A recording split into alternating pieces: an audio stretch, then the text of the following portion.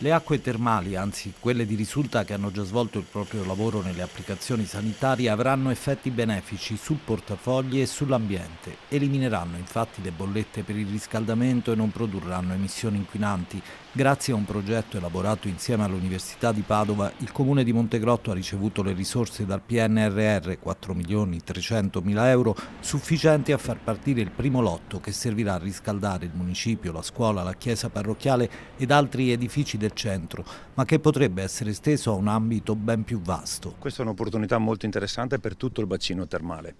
È un progetto pilota, abbiamo già preso contatti con il BIOCE, che è l'ufficio di diramazione regionale di gestione delle acque termali, e questo progetto pilota poi potrà essere utilizzato da tutto il territorio uganeo. Determinanti, perché sono loro a fornire l'acqua calda alle strutture alberghiere. Tutti gli alberghi hanno firmato un accordo transattivo col quale abbiamo eliminato il canone acque reflue, quindi abbiamo un doppio beneficio.